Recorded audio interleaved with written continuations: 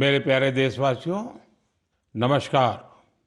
मन की बात में एक बार फिर आप सभी का स्वागत है। मार्च का ये महीना वैश्विक स्तर पर बहुत ही हलचल भरा रहा है।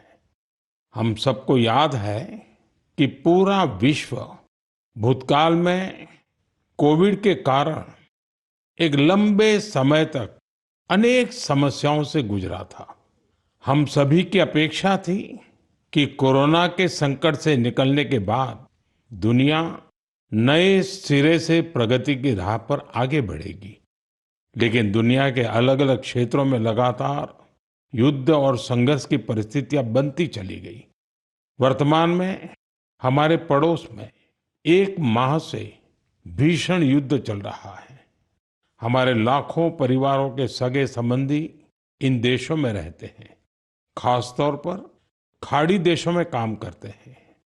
मैं गल्फ कंट्रीज का बहुत आभारी हूं। वे ऐसे 1 करोड़ से ज्यादा भारतीयों को वहां पर हर प्रकार की मदद दे रहे हैं। साथियों, जिस क्षेत्र में अभी युद्ध चल रहा है, वह क्षेत्र हमारी ऊर्जा आवश्यकताओं का बड़ा केंद्र है। इसकी वजह से दुनिया भर में पेट्रोल और डीजल को लेकर संकट की स्थिति बनती जा रही है। हमारे वैश्विक संबंध, अलग अलग देशों से मिल रहा सहयोग और पिछले 1 दशक में देश का जो सामर्थ्य बना है, इनकी वजह से भारत इन परिस्थितियों का डटकर मुकाबला कर रहा है। साथियों, निश्चित तौर पर यह चुनौतीपूर्ण समय है। मैं आज मन की बात के माध्यम से सभी देशवासियों से फिर यह आग्रह करूंगा कि हमें एकजुट होकर इस चुनौती से बाहर निकलना है। जो लोग इस विषय पर भी राजनीति कर रहे हैं, उन्हें राजनीति नहीं करनी चाहिए। यह देश के 140 करोड़ देशवासियों के हित से जुड़ा विषय है। इसमें स्वार्थ भरी राजनीति का कोई स्थान नहीं है। ऐसे में जो भी लोग अफवाह फैला रहे हैं, वे देश का बहुत बड़ा नुकसान कर रहे हैं। मैं सभी देशवासियों से अपील भी करूंगा कि वो जागरूक रहे, अफवाहों के बहकावे में न आए। सरकार की तरफ से जो आपको निरंतर जानकारी दी जा रही है, उस पर भरोसा करें और उसी पर विश्वास करके कोई कदम उठाएं। मुझे हर बार की तरह इस बार भी विश्वास है कि जैसे हमने देश के 140 करोड़ देशवासियों के सामर्थ्य से पुराने संकटों को हराया था, इस बार भी हम सब मिल करके इस कठिन हालत से बहुत ही अच्छी तरह बाहर निकल जाएंगे। मेरे प्यारे देशवासियों, भारत की ताकत यहाँ के कोटि कोटि लोगों में निहित है। आज मन की बात में एक ऐसे प्रयास के बारे में बताना चाहता हूं जो देशवासियों की जन भागीदारी की भावना को दर्शाता है। ये प्रयास है ज्ञान भारतम सर्वे, जिसका संबंध हमारी महान संस्कृति और समृद्ध विरासत से है। इसका उद्देश्य देश भर में मौजूद मैन्युस्क्रिप्ट्स यानी पांडुलिपियों के बारे में जानकारी जमा करना है। इस सर्वे से जुड़ने का एक माध्यम ज्ञान भारतम ऐप है। आपके पास अगर कोई मैन्युस्क्रिप्ट है, पांडुलिपि है या उसके बारे में जानकारी है, तो उसकी फोटो ज्ञान भारतम ऐप पर जरूर साझा करें। हर एंट्री से जुड़ी जानकारी को दर्ज करने से पहले उसकी पुष्टि भी की जा रही है। मुझे इस बात की खुशी है कि अब तक हजारों मैन्युस्क्रिप्ट्स, पांडुलिपि लोगों ने शेयर की है। उदाहरण के तौर पर अरुणाचल प्रदेश के नामसाई के चा नंती सिंह लोआंग जी ने ताई लिपि में पांडुलिपियां साझा की है। अमृतसर के भाई अमित सिंह राणा ने गुरुमुखी लिपि में पांडुलिपि शेयर की है। यह हमारी महान सिख परंपरा और पंजाबी भाषा से जुड़ी लिपि है। कुछ संस्थाओं ने पाम लीफ यानी ताड़ के पत्तों पर लिखी मैन्युस्क्रिप्ट दी है। राजस्थान के अभय जैन ग्रंथालय ने कॉपर प्लेट्स पर लिखी बहुत पुरानी पांडुलिपियां शेयर की हैं। वहीं लद्दाख की हेमिस मॉनेस्ट्री ने तिब्बती में बहुमूल्य पांडुलिपियों के बारे में जानकारी दी है। यहाँ पर मैंने कुछ ही उदाहरण दिए हैं। यह सर्वे जून के मध्य तक जारी रहने वाला है। आप सभी से मेरा आग्रह है कि अपनी संस्कृति से जुड़े पहलुओं को सामने लाएं और शेयर करें। मेरे प्यारे देशवासियों, भारत दुनिया का सबसे युवा देश है। देश के युवा की ताकत जब राष्ट्र निर्माण में जुड़ती है तो बहुत बड़ी मदद मिलती है। राष्ट्र निर्माण के इस दायित्व को निभाने में बड़ी भूमिका निभा रहा है मेरा युवा भारत यानी माय भारत संगठन। ये संगठन देश के युवाओं को अलग अलग पॉजिटिव गतिविधियों से जोड़ रहा है। हाल ही में माय भारत द्वारा बजट फेस्ट का आयोजन किया गया। इसका मकसद था देश भर के युवाओं को बजट प्रक्रिया और नीति निर्माण से जोड़ना। इससे जुड़ी क्विज में देश भर से करीब 12 लाख युवाओं ने हिस्सा लिया। क्विज के बाद करीब 1,60,000 प्रतिभागियों को निबंध प्रतियोगिता के लिए चुना गया। मुझे इनमें से कुछ निबंध पढ़ने का अवसर भी मिला। इनसे पता चलता है कि मेरे युवा साथी देश के विकास में अपना योगदान देने के लिए कितना तत्पर है। तेलंगाना के सूर्यापेट से कोटला रघुवीर रेड्डी, उत्तर प्रदेश के बाराबंकी से सौरभ बैसवार और बिहार के गोपालगंज से सुमित कुमार ने किसान कल्याण से जुड़े टॉपिक पर लिखा है। पंजाब के मोहाली से आंचल और ओडिशा के केंद्रपाड़ा से ओम प्रकाश रथ ने वुमेन लेड डेवलपमेंट को आगे बढ़ाने के तरीकों पर अपने विचार प्रकट किए हैं। हरियाणा के यमुनानगर से प्रथम बरार ने लिखा है कि ग्रीन और क्लीन भारत ही समृद्ध भारत का मार्ग है। इससे उनकी गहरी सोच का पता चलता है। दिल्ली के शंख गुप्ता का सुझाव है कि ग्रामीण क्षेत्रों में खेल प्रतिभाओं की पहचान के लिए और अधिक प्रयास होने चाहिए। हमारे युवा साथियों ने स्किल डेवलपमेंट और ईज ऑफ डूइंग बिजनेस पर भी अपने विचार साझा किए हैं। मैं उन सभी युवाओं की सराहना करता हूं जो अपने आइडियाज शेयर कर रहे हैं। ये विचार देश को आगे ले जाने में बहुत अहम है। मेरे प्यारे देशवासियों, देश भर के क्रिकेट फैंस के लिए यह महीना जोश और उत्साह से भर देने वाला रहा है। जब भारत ने T20 वर्ल्ड कप में ऐतिहासिक जीत दर्ज की तो देश में हर तरफ खुशी की लहर दौड़ गई। अपनी टीम की शानदार सफलता पर हम सभी को बहुत गर्व है। पिछले महीने के आखिर में कर्नाटका के हुबली में एक बहुत ही रोचक मुकाबला देखने को मिला। इस मुकाबले को जीतकर जम्मू कश्मीर की क्रिकेट टीम ने रणजी ट्रॉफी को अपने नाम कर लिया। सबसे खुशी की बात है कि करीब 7 दशकों के लंबे इंतजार के बाद इस टीम ने अपना पहला रणजी खिताब हासिल किया। यह अभूतपूर्व सफलता खिलाड़ियों के कई वर्षों के निरंतर प्रयासों का परिणाम है। टीम के कप्तान पारस डोगरा ने अद्भुत कौशल दिखाया। अपने नेतृत्व से इस जीत में उन्होंने अहम योगदान दिया। आज देश में कश्मीर के युवा गेंदबाज आकिब नबी के प्रदर्शन की भी चर्चा हो रही है, जिन्होंने रणजी सीजन में 60 विकेट लिए हैं। इस जीत से टीम के खिलाड़ी और कोचिंग स्टाफ के साथ साथ जम्मू कश्मीर के लोग बहुत रोमांचित हैं। क्रिकेट के मैदान में इस शानदार प्रदर्शन के बाद वहां के युवाओं में खेलों के प्रति उत्साह और बढ़ गया है। आने वाले समय में यह कई युवाओं को स्पोर्ट्स को अपनाने के लिए प्रेरित करेगा। जम्मू कश्मीर के लोगों में खेलों को लेकर गजब का जज्बा रहा है। मुझे खुशी है कि अब ये बड़े खेल आयोजनों का हब भी बनता जा रहा है। खेलो इंडिया विंटर गेम्स के लिए गुलमर्ग तो पहले ही अपनी पहचान बना चुका है। फुटबॉल जैसे स्पोर्ट्स भी यहाँ के युवाओं के बीच काफी लोकप्रिय है। मुझे आशा है कि आने वाले समय में जम्मू कश्मीर के खिलाड़ियों की जीत का यह सिलसिला यूं ही जारी रहेगा। मेरे प्यारे देशवासियों, मैं अक्सर कहता हूं, जो खेलेगा वो खिलेगा। मुझे ये देखकर अच्छा लगा कि हमारे देश के युवा अब उन खेलों को भी खूब अपना रहे हैं जो पहले उतने लोकप्रिय नहीं थे। उत्तर प्रदेश के प्रतिभाशाली एथलीट गुलवीर सिंह ने ऐसे ही एक खेल में कमाल कर दिखाया है।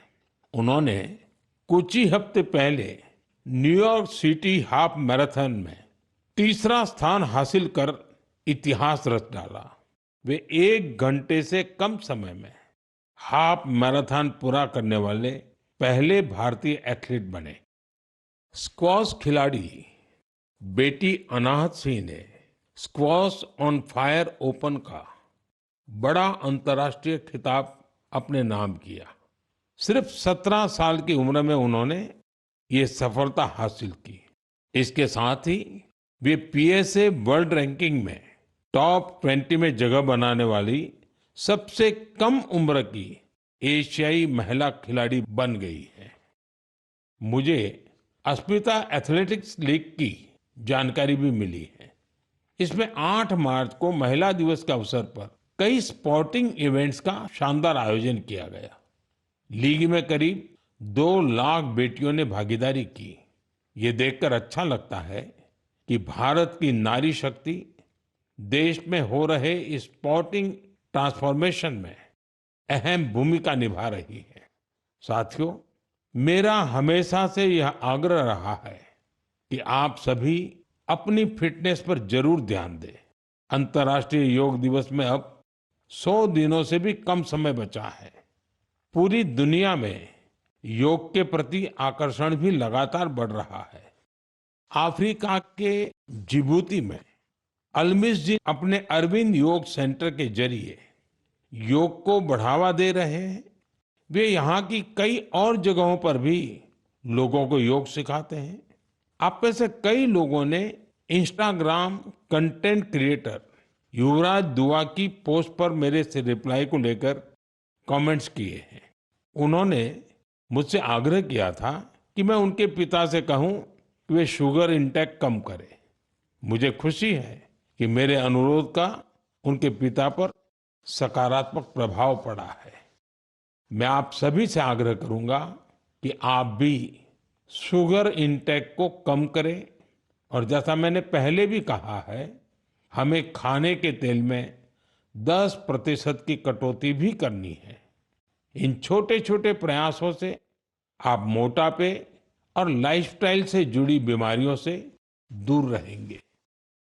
मेरे प्यारे देशवासियों, एक पुरानी कहावत है, करत करत अभ्यास के जड़ मत होत सुजान। यानी जब हम निरंतर अभ्यास करते हैं तो उतनी ही ज्यादा बुद्धिमत्ता हासिल करते जाते हैं। लोग भी सबसे बेहतर तब सीखते हैं जब उनकी सक्रिय भागीदारी होती है। मुझे बेंगलुरु में शिक्षा से जुड़े एक यूनिक प्रयास के बारे में जानकारी मिली है। यहाँ एक टीम प्रयोग इंस्टीट्यूट ऑफ एजुकेशन रिसर्च चला रही है। इस टीम का रिसर्च प्रोजेक्ट पर विशेष फोकस है। यह टीम स्कूल लेवल पर साइंस एजुकेशन को लोकप्रिय बनाने में जुटी है। उन्होंने अन्वेषण नाम का एक प्रयोग किया है।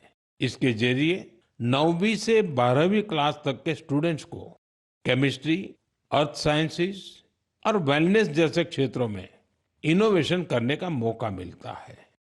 इससे स्टूडेंट्स को रिसर्च का बहुत अच्छा अनुभव हासिल होता है। साथ ही अपने प्रोजेक्ट्स को पब्लिश करने का प्लेटफॉर्म भी मिलता है। साथियों, परीक्षा पे चर्चा के दौरान कुछ स्टूडेंट्स ने मुझे बताया था कि वे साइंस पढ़ना तो चाहते हैं, लेकिन उन्हें इससे डर भी लगता है। इस दिशा में प्रयोग की टीम का प्रयास बहुत ही सराहनीय है। यह पहल स्टूडेंट्स को साइंस के साथ जुड़ने और प्रैक्टिकली कुछ करके दिखाने का मौका देती है। जब हम किसी चीज को खुद करके देखते हैं तो जिज्ञासा और रुचि पैदा होती है। कौन जानता है कि मेरे युवा साथियों में ही कोई आने वाले समय का बेहतरीन साइंटिस्ट हो। साथियों, शिक्षा के माध्यम से अतीत को संरक्षित करने और भविष्य को तैयार करने का एक प्रयास नागा समुदाय भी कर रहा है। इस समुदाय के लोग अपनी आदिवासी परंपराओं का बहुत सम्मान करते हैं। वो इस पर गर्व तो करते ही हैं, साथ ही अपनी अप्रोच को आधुनिक भी रखते हैं। नागा ट्राइब्स में मोरुंग लर्निंग की एक पारंपरिक व्यवस्था थी। इसमें बुजुर्ग लोग अपने अनुभवों से युवाओं को पारंपरिक ज्ञान, इतिहास और लाइफ स्किल्स के बारे में बताते थे। समय के साथ यह सिस्टम अब मोरुंग कॉन्सेप्ट ऑफ एजुकेशन में बदल गया है। इसके माध्यम से बच्चों में गणित और विज्ञान जैसे विषयों में रुचि पैदा की जाती है। इसमें समुदाय के बुजुर्ग उन्हें कहानियां, लोकगीत और पारंपरिक खेलों के साथ लाइफ स्किल्स सिखाते हैं।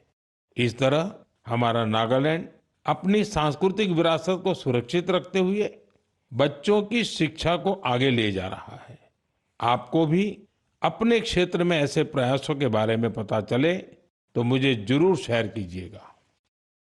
मेरे प्यारे देशवासियों, देश के कई हिस्सों में गर्मियों की शुरुआत हो चुकी है। यानी ये समय जल संरक्षण के अपने संकल्प को फिर से दोहराने का है। पिछले 11 वर्षों में जल संचय अभियान ने लोगों को बहुत जागरूक बनाया है। इस अभियान के तहत देश भर में करीब 50 lakh artificial water harvesting structure बनाए गए हैं। मुझे ये देखकर अच्छा लगता है कि अब जल संकट से निपटने के लिए गांव-गांव में सामुदायिक स्तर पर प्रयास होने लगे हैं। कहीं पुराने तालाबों की सफाई हो रही है, कहीं बरसात के जल को सहेजने के लिए प्रयास किया जा रहा है।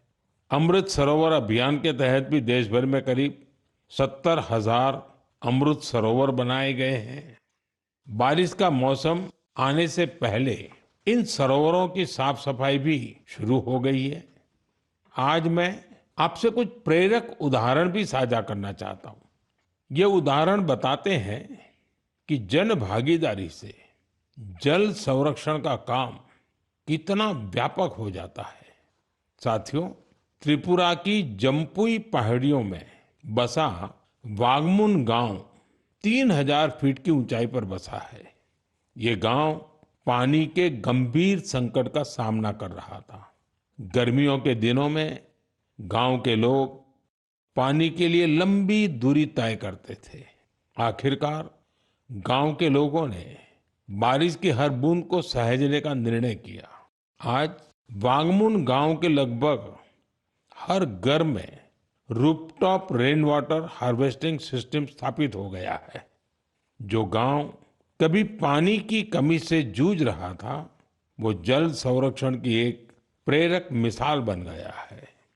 साथियों, इसी तरह छत्तीसगढ़ के कोरिया जिले में भी एक अनोखी पहल देखने को मिली। यहाँ के किसानों ने एक सरल लेकिन प्रभावशाली आइडिया पर काम किया। यहाँ के किसानों ने अपने खेतों में छोटे छोटे रिचार्ज तालाब और सोख्ता गड्ढे बनाए, जिससे बारिश का पानी खेतों में ही रुकने लगा और धीरे धीरे वह जमीन के अंदर जाने लगा। आज इस क्षेत्र के 1200 से अधिक किसान इस मॉडल को अपना चुके हैं और गांव का ग्राउंड वाटर लेवल बहुत बेहतर हो गया है। इसी तरह तेलंगाना के मंचेरियाल जिले के मुदिगुंटा गांव में भी लोगों ने मिलकर पानी की समस्या दूर की है। गांव के 400 परिवारों ने अपने घरों में सॉकपिट बनाया और वाटर कंजर्वेशन का जन आंदोलन बना दिया। इससे गांव का ग्राउंड वाटर लेवल बेहतर हुआ है। साथ ही प्रदूषित पानी की वजह से होने वाली बीमारियां बहुत कम हो गई हैं। मेरे प्यारे देशवासियों, हमारे मछुआरे भाई बहन सिर्फ समुद्र के योद्धा नहीं है, बल्कि वे आत्मनिर्भर भारत की एक मजबूत नींव भी है। वे सुबह होने से पहले समंदर की लहरों से जूझते हुए अपने परिवार के साथ साथ देश की अर्थव्यवस्था को मजबूती देने में जुट जाते हैं। ऐसे मेहनतकश मछुआरों का जीवन आज कई तरह से आसान बनाया जा रहा है। चाहे बंदरगाहों का विकास हो या मछुआरों के लिए बीमा, ऐसी कई पहल उनके बहुत काम आ रही है। हम जानते हैं कि समंदर में उनकी गतिविधियों को मौसम का रुख बहुत प्रभावित करता है। इसे देखते हुए टेक्नोलॉजी के जरिए भी उनकी पूरी मदद की जा रही है। मुझे बेहद खुशी है कि ऐसे प्रयासों से हमारा फिशरीज सेक्टर न केवल समृद्ध हो रहा है, बल्कि कुछ नया करने का जज्बा भी भर रहा है। आज फिशरीज और सीवीड के क्षेत्र में नए नए इनोवेशन हो रहे हैं और हमारे मछुआरे भाई बहन आत्मनिर्भर बन रहे हैं। ओडिशा के संबलपुर की सुजाता भुयान जी एक गृहिणी थी, लेकिन वो कुछ नया करके अपने परिवार की और मदद करना चाहती थी।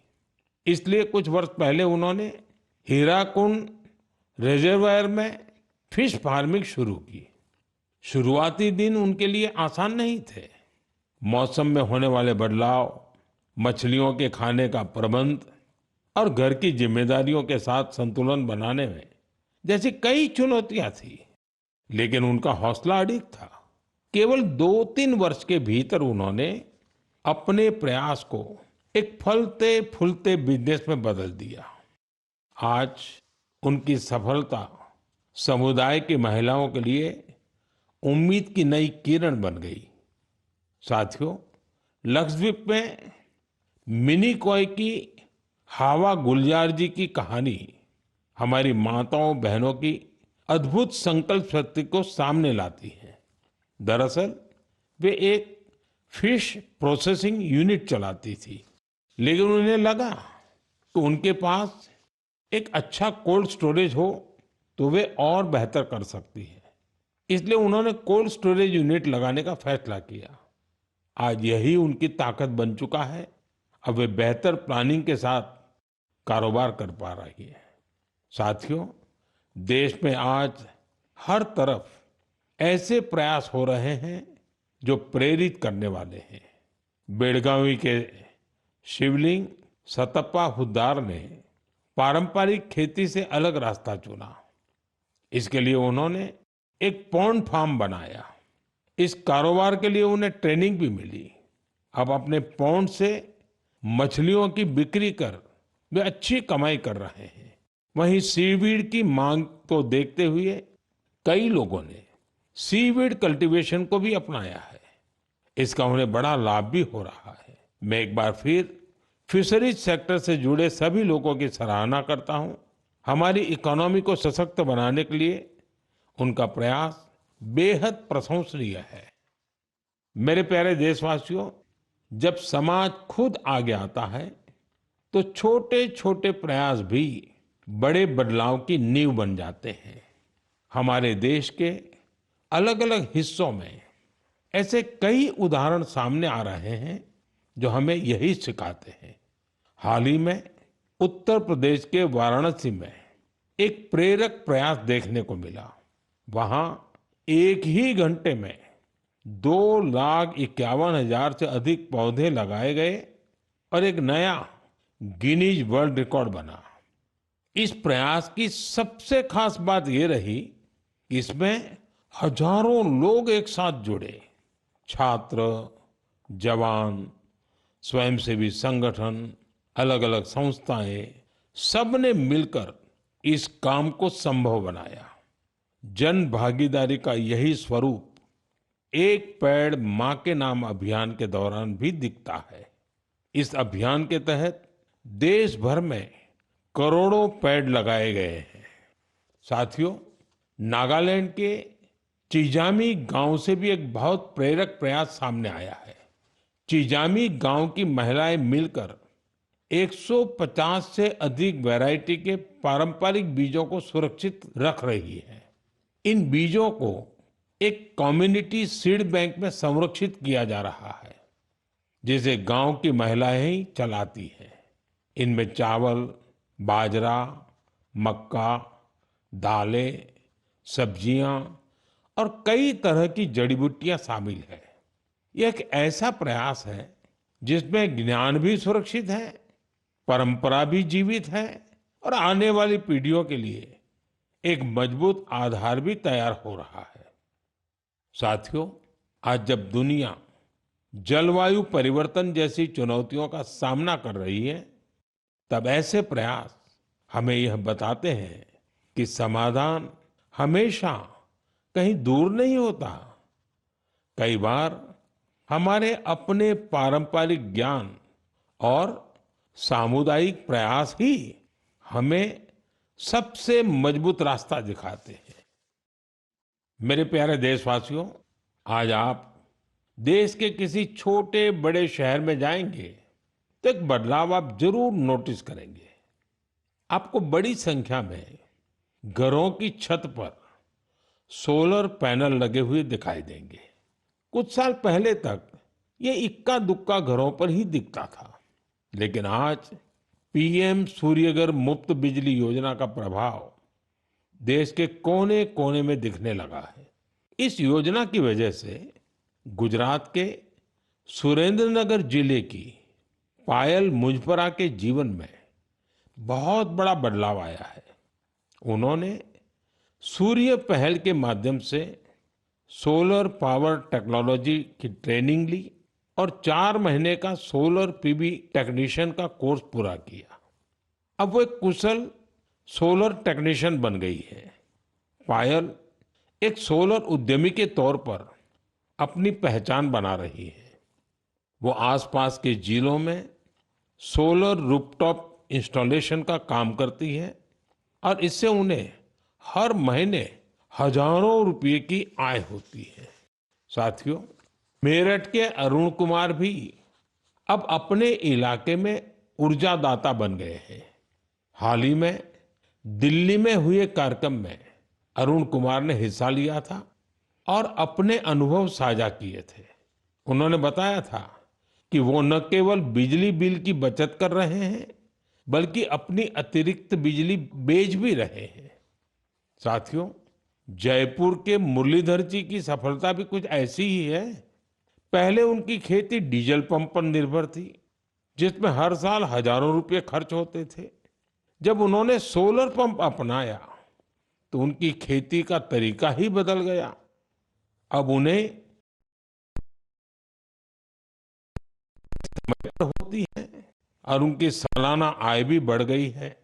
सबसे महत्वपूर्ण बात यह है कि अब उनका परिवार साफ ऊर्जा के साथ बेहतर जीवन जी रहा है। साथियों, पीएम सूर्यघर मुफ्त बिजली योजना का फायदा नॉर्थ ईस्ट के इलाकों में भी मिल रहा है। त्रिपुरा में रियांग जनजाति के कई गांव ऐसे थे जहां बिजली की समस्या थी। अब सोलर मिनी ग्रिड के माध्यम से वहां के घरों में रोशनी रहती है। वहां बच्चे अब शाम के बाद भी पढ़ पा रहे हैं, लोग मोबाइल चार्ज कर पा रहे हैं और गांव का सामाजिक जीवन भी बदल गया है। साथियों, देश में सोलर ऊर्जा क्रांति के ऐसे न जाने कितने उदाहरण हैं। आप भी इस क्रांति से जुड़िए और दूसरों को भी जोड़िए। मेरे प्यारे देशवासियों, मन की बात के लिए मुझे हर महीने देश के अलग अलग हिस्सों से ढेरों संदेश मिलते हैं। इन संदेशों से ये भी पता चलता है कि दूर दराज के क्षेत्रों में बैठे लोग कितने चाव से इस कार्यक्रम को सुनते हैं। जब मैं आपके सुझाव पढ़ता हूं तो मुझे लगता है कि ये सिर्फ एक कार्यक्रम नहीं है, ये हम सबका एक साझा संवाद बन गया है। आपके विचार, आपके अनुभव इस कार्यक्रम को लगातार बेहतर बनाने की प्रेरणा देते हैं। आप अपने आसपास की प्रेरक गाथाएं यूं ही साझा करते रहिए। हो सकता है आपकी एक छोटी सी कोशिश किसी और के जीवन में बड़ा बदलाव ले आए, किसी को आगे बढ़ने का नया हौसला दे दे। यही तो रेडियो की असली ताकत है। ये देश के अलग अलग कोने में बैठे लोगों का एक विचार, एक भावना और एक उद्देश्य से जोड़ देता है। अगले महीने फिर मिलेंगे कुछ नए प्रेरक व्यक्तित्वों के साथ, कुछ ऐसे प्रयासों के साथ जो हमें आगे बढ़ने की नई ऊर्जा देंगे। तब तक आप अपना और अपने परिवार का ध्यान रखें, स्वस्थ रहें, खुश रहें। बहुत बहुत धन्यवाद।